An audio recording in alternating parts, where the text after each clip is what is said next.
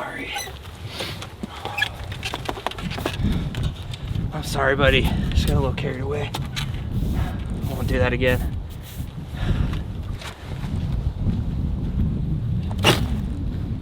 God damn it. What is the end-all be-all plate carrier setup? Is that a thing? Is it possible? Here I have a setup. It is a Faro Concepts FCPC. I've run a lot of plate carriers pretty extensively in the past. To this date, this is my favorite one. Faro Concepts is a great company. They offer a lot of really innovative products. It'll help you customize this and get it to fill whatever role you want it for. But let's address the elephant in the room. Is there a best plate carrier setup? And the answer is no. It's all going to be different depending on the person and what they need it for. Now, there are a couple things that we can confidently say is a good idea or a bad idea, or just kind of generally a good way to set certain things up. So the first one is medical. You need a plate carrier for 3 reasons, right? It's going to be to stop holes, plug holes, and make holes. Medical should be a priority, and stipping a zip-up IFAC on the back of your plate carrier where you can't access it yourself might not be the best idea. So what is the most logical place to put an IFAC? And that would be either here or here on the side of your cummerbund. You can easily get to it and use it yourself if you need to.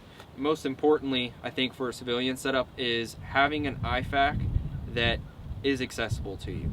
Because as a civilian, you're not in a military unit, you're not operating with a team, and there's so many different variables. You could be alone, you know what I mean? So it is highly probable that you're not going to have anybody to do some self-aid on you. You might have to do it on yourself, or die. I mean, there's that too.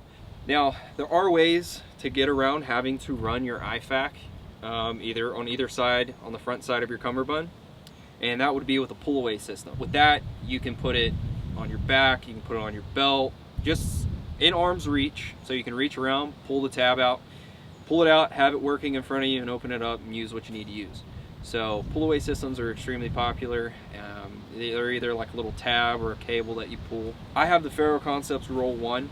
I have it underneath the back of my plate carrier, kind of at my lower back. I can reach from either side to pull it out and use it.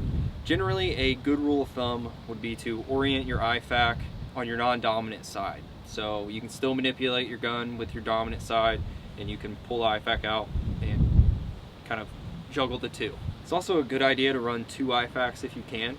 So that way you can run a smaller one kind of up front for self-aid, and then you can have a little bit of a bigger one kind of out of the way in the back for somebody else to get to. So that's one way to get around it as well. The next thing is tourniquets. Good rule of thumb is 1 for each extremity, so 4.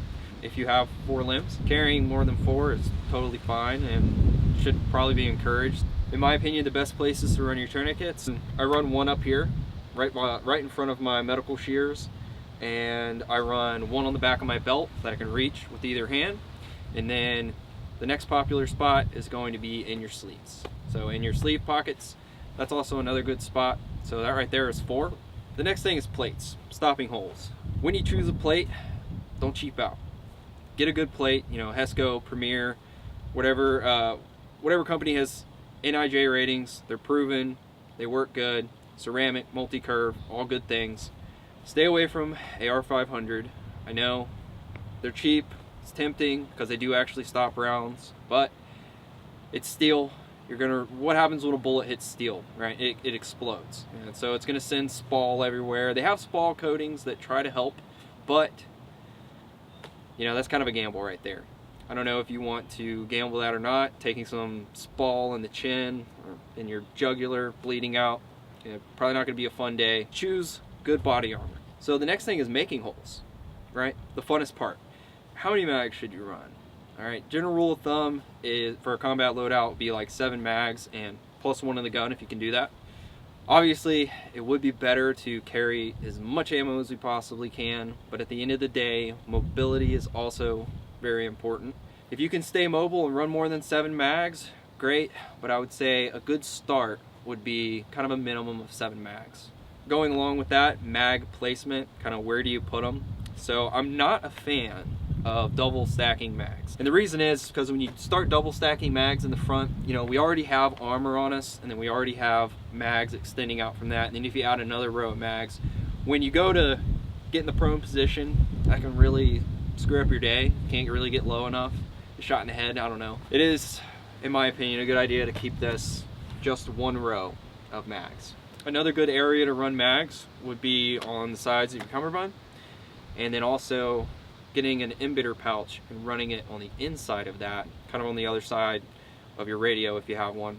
And also utilizing a belt. Your fastest reload is going to be from your belt, generally. There's a lot of different ways to get up to that 7 mag minimum. Just be clever with it. Always keep the mags oriented the right way, and a way that you can get to it with your non-dominant hand, and preferably getting to some of them with your dominant hand if you do have to switch sides on shooting and reload with your left. That should be something you practice. Now we have a comm setup. All right, this is also a pretty important thing if you want to run comms or you need to run comms. Where do you put your radio on all this? My favorite place to run a radio is on my non-dominant side, so it doesn't really get in the way of my dominant side where I shoulder my rifle as much. You can run antenna relocation kits and stuff like that, so you don't have an antenna sticking up. But I like running it on the inside of my cummerbund on my non-dominant side. That keeps it to where I can pull the radio out, I can look at it, I can change channels, I can, you know, turn it on and off easy by myself, which is also another thing. If you're noticing a trend here with civilian stuff, it's being able to do stuff on your own.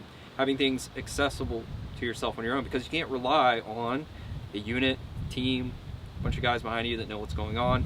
So it's probably not the best idea to run the radio on your back. I've seen it work and I've seen guys do it, but it's going to be really hard to get that radio out if you need to change anything on it, even turn it on, turn it off, whatever you got to do. So quick access, super important to me. Having it up front under the cummerbund, you can run it under the cummerbund in an embedder, you can run it over the cummerbund in a pouch, whichever way you decide to do it. I do prefer running it on the inside on an embedder. That way I can put a mag pouch on top of it and have another place to carry a mag. So it kind of streamlines it, keeps it out of the way, so I can run another mag. I'm a fan of keeping the back of your plate carrier slick, nothing on it. Sucks to drive with stuff on your back impeding you. Also, carrying a ruck, it's extremely uncomfortable to have a big back setup and then try to put a ruck on top of that. So having a slick back is going to just make your life a lot easier. There is an advantage to zip-on panels because you can get your back panel set up, keep it inside your ruck if you have enough room, and you know, whenever you do set up an FOB or whatever, put your ruck down, you need to go out on, you know, recon or whatever you're LARPing about, you can put your back panel on, be good to go. Then you come back and you need to get your ruck again. If you have time, you can unzip it, stow it back in, or have your buddy take it off of you or whatever. I'm not saying it is the, you know, what you should do. It can be done and it can work okay, but my general rule of thumb, keep your back slick. Keep it slick so you can ruck comfortably and do whatever you need to do. Everything else is going to be little trinkets, doodads, things to help you out along the way. So let's get into the specifics of what actually I have on this. Starting with this little placard right here. This is actually a chest rig from Spiritus, one of their micro rigs. Got a zipper up front. I usually don't keep stuff in it. It's just good to have that as an option, so if I need to stick some stuff in there I can, and it's still pretty flat, so when I get down on the ground it doesn't really impede me much. Then 3 mags, a carabiner. This is a non-load bearing one, so this is just for like gloves, whatever else I need to attach to it. Right here is where I keep my radio. This is the one of the ferro embedders, and then on top of that I have a ferro elastic mag insert. Up from there, I do have my push to talk for my comms,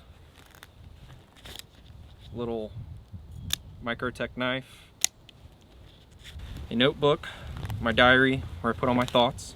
On the other side right here, I have another ferro embedder holding a mag. On this side of the cummerbund, like I said before, I have a QT here that's easy to pull out. And then I have medical shears behind it. On the back side, that's where I have the Roll 1 IFAK. I am a fan of keeping the back slick, but I also have this zip-on panel easy to slap on quickly when I need it. And these are just pouches just to hold random stuff that I need. It's pretty small, and if I don't put anything in it, it's pretty flat, so it really doesn't impede my ruck or anything like that. So it's a pretty simple setup. Like I said, mobility is very important. I have on it just what I need, bare necessities. That's all I got for you guys today. This is my plate carrier setup. A lot of people have been asking about, you know, what's going on with it, so I decided to make a video. I would really appreciate it if you guys would like and subscribe. It really helps out the channel. I'm going to be cranking out a lot more videos here soon. Hope you guys have a great day. Love you all. See you next time.